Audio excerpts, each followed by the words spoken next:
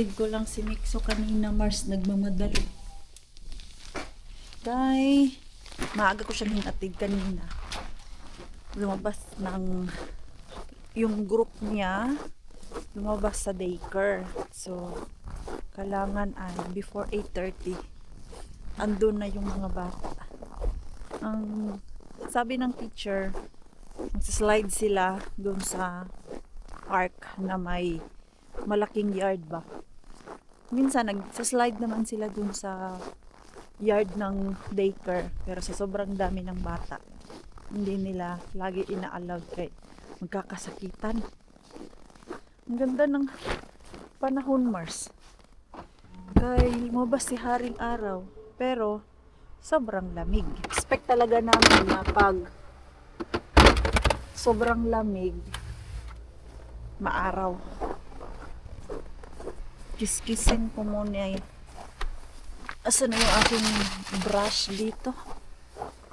Ay, yung wiper ko sa likod ba? Tumigas kahapon. Ang lamig.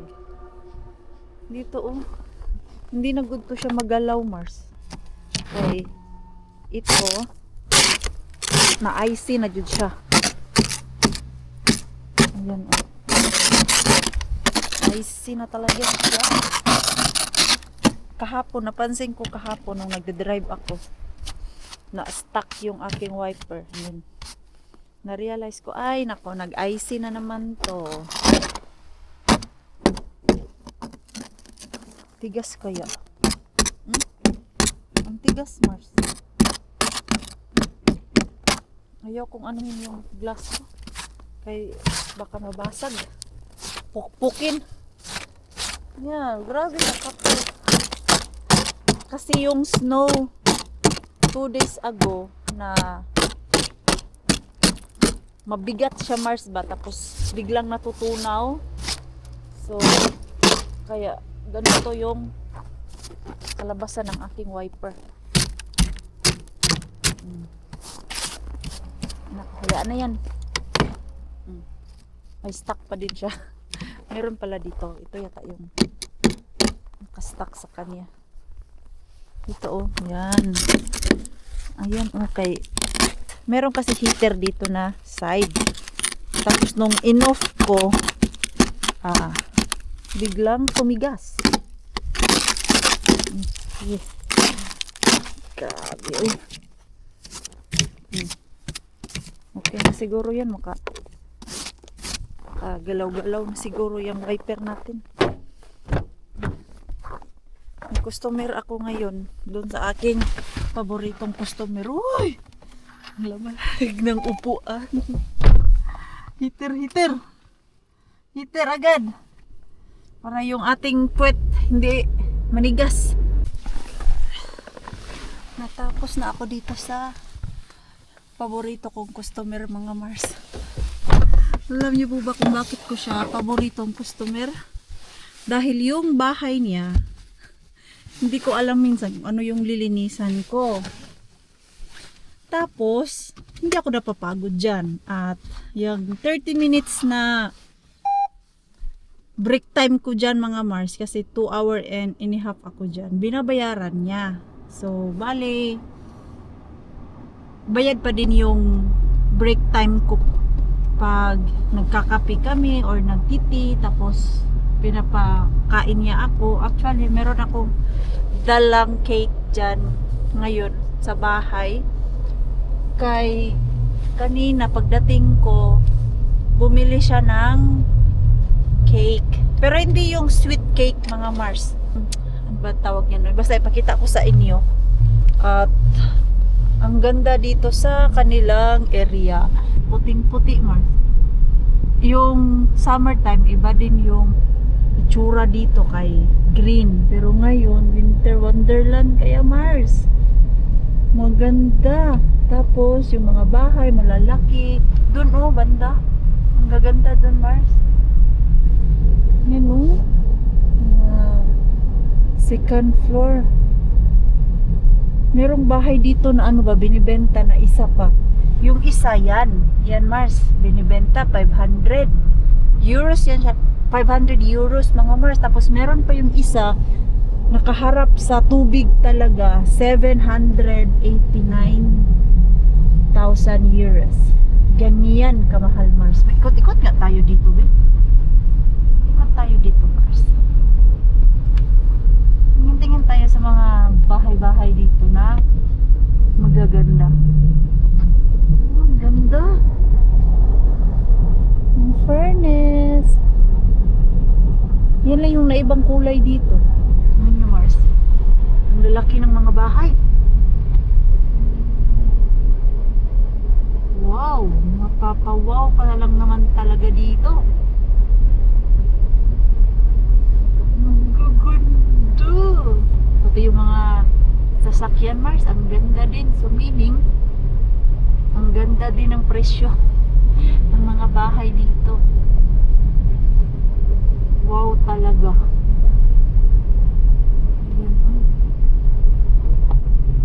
Yan, parang luma na siya tignan. Yan. Ang ganda, di ba? Mga modern na to dito na bahay, Mars. Ayan, oh. Tingin lang tayo. Ay, wala na palang exit dito, Mars. Kailangan pala natin umikot. Hala, uy, kaganda ba rin? Ayan, oh. Ang ganda niyan. Tapos, yun pa, oh. Ang ganda, Mars.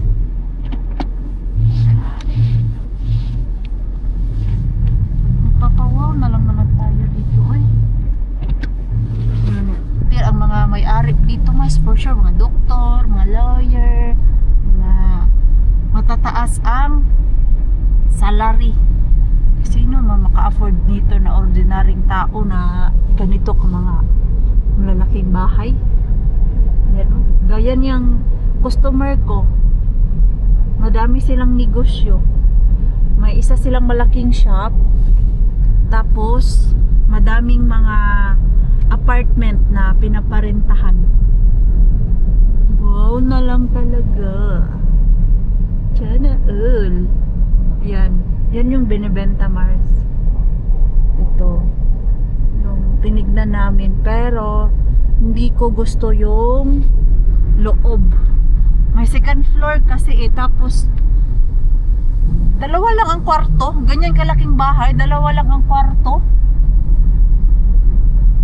So wala silang guest room kasi hindi naman uso ang guest room dito, Mars. Nashock nga ako dyan sa customer ko, yung bahay niya sobrang laki, pero ang mga kwarto maliliit, tapos dalawang kwarto lang sa taas at sa baba. Actually 3 rooms. Yung isang kwarto ginawang walk-in closet ng asawa niya. Lahat ng mga damit ng yumaon niyang misis nandun, parang ginawang, so kaya siguro dalawang kwarto lang. Pero kung gagawin mo yung kwarto, pwede mo naman tanggalin. Pero hindi ko, maganda yung bahay, pero hindi ko type yung style dahil kulang ng storage. Wala masyadong storage na paglalagyan ba. Malawak lang yung kusina at sala nila, pero the rest maliliit na. So punta pala ako dun sa bilihan ng mga chemicals ko, kailangan bumili ulit. Naabutan ko pang bukas. 45 minutes na lang ay magko-close na to. Dito, Mars, oh, ito yung lagi kong binibilhan ng mga chemicals. Parang walang bumibili, Mars, no? Kasi pag bumili ka dito, yung madamihan ang order. Ay pang company siya na tindahan, Mars ba? Nakabili na ako, Mars. Hindi ko na kayo nasama dun sa loob kay nagtanong lang ako sa staff kung ano yung maganda gamitin para dun sa sauna. Kasi 'di ba ang sauna mainit siya, tapos dun sa washing area may cold and then hot. So yung tiles, mga Mars, nagmo-mold siya. So ang molds, ang nakapag-alis niyan is chlorine. Ang advice niya sa akin ay ito, Mars. Ang ganda nito. Clori peso. Pang ano to siya, pwede sa pangputi na area ba.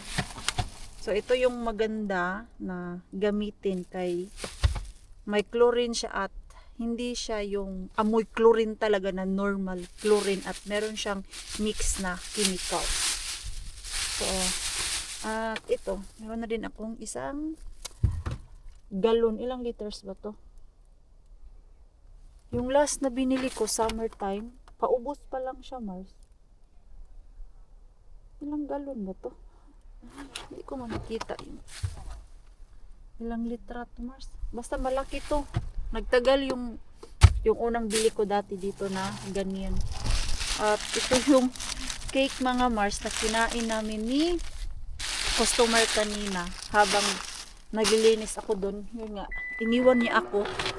Bumili pala siya ng cake dahil next day Valentine's Day. O, diba? Para kami nag-date ni customer kay bumili pa siya ng cake. Pero hindi siya yung cake na matamis.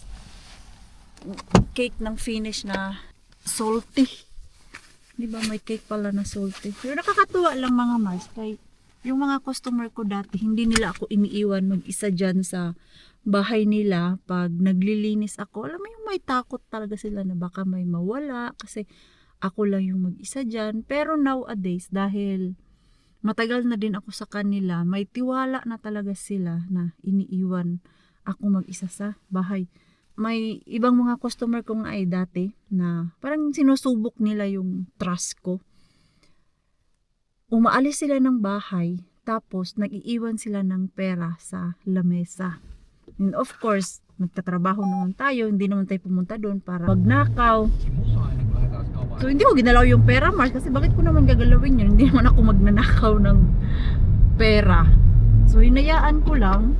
So after that, doon ko na napansin na hinahayaan na din ako ng customer na mag-isa doon. Minsan iniiwan niya lang yung bahay na bukas pag papunta na ako, and then meron siyang mga schedule na dapat puntahan. Ayun, bukas lang yung bahay.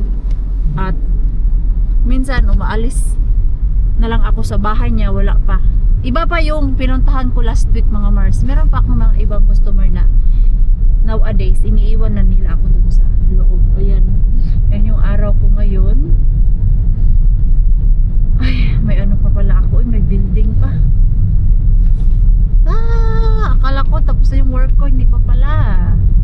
Kahapon 10 hours pala ako nag-work sa hotel at sa customer ko. Daanan ko na lang si Mix pa mag-alas 4 na Mars. Para hindi na ako lalabas mamaya. Asa na yung cake? Nilagay agad ni Pars. Hanhalwa mais tata. Kakao.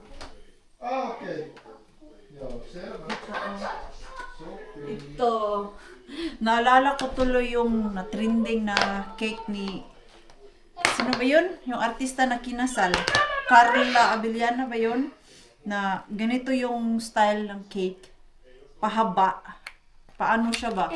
Yung straight lang, para daw kabaong. Hindi yan siya parang kabaong Mars.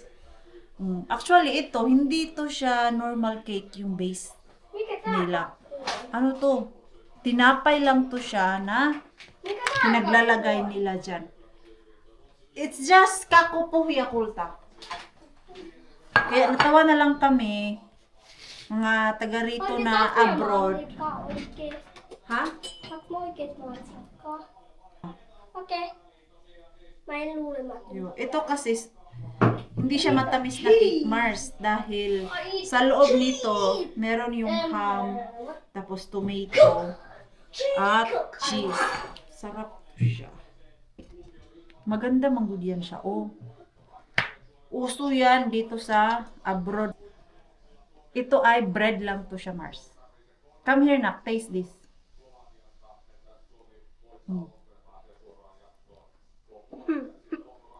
This is tasty. Yummy. No. Yummy. Come here, eat that. Oh, why?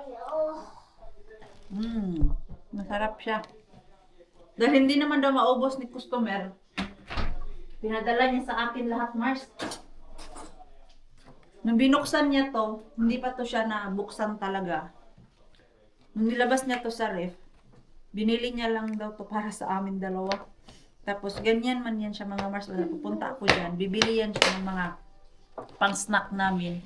Bili nito yung cake. Tapos ang ending niyan, ipapadala niya sa akin yung sobra.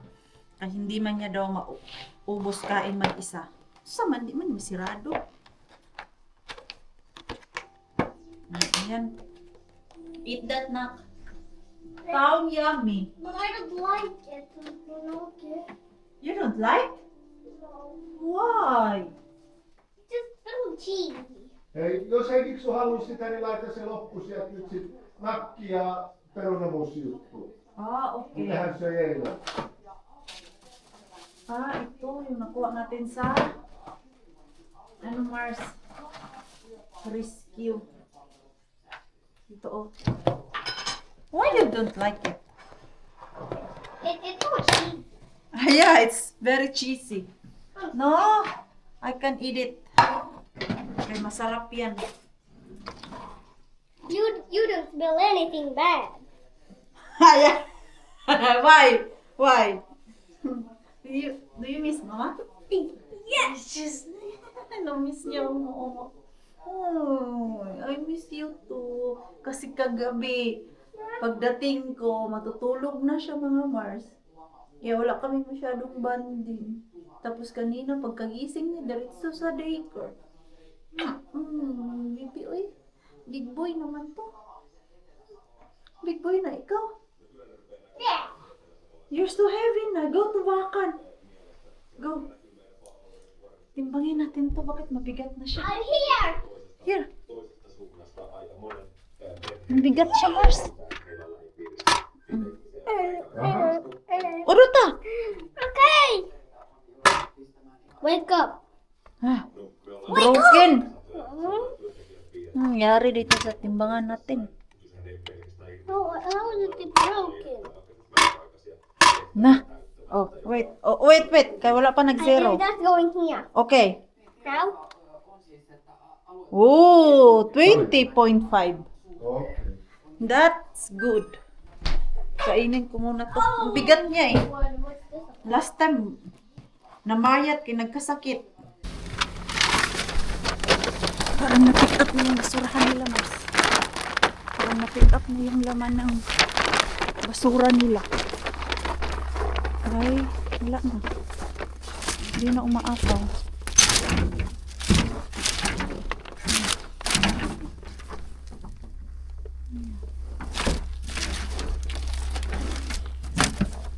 Uy, ano na naman itong mga nakabox? Uy, itlog na naman! Itlog na naman tayo, Mars.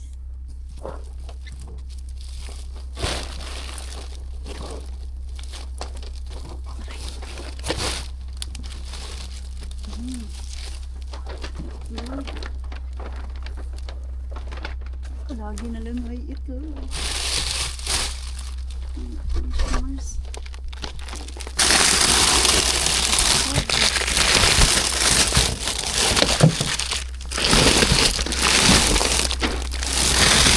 Grabe.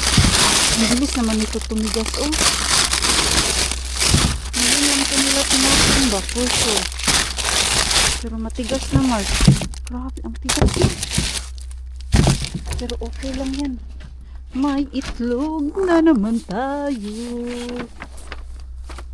Grabe talaga. Pag nagpa-jackpot. Aray. Pag na-jackpotan talaga. Sabi ko sa inyo eh. Pag itong wholesale bin natin, minsan lang magbigay pero bongga. Aray. Nahihirapan ako. Saglit. Pasok ko muna yung ating itlog. Ayan o. Dami. Dami, Mars. Dami. Itlog. Thank you, Lord. Siguro bin kaya. May nakuha kaya tayo. Kaya. Ito.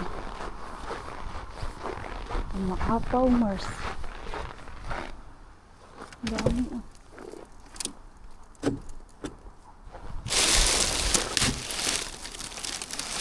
Viral.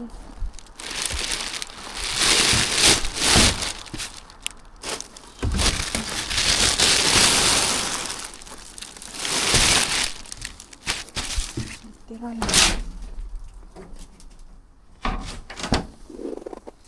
Maapaw yung basurahan pero wala tayong makuha. Ito wala din luma. Walang tapon.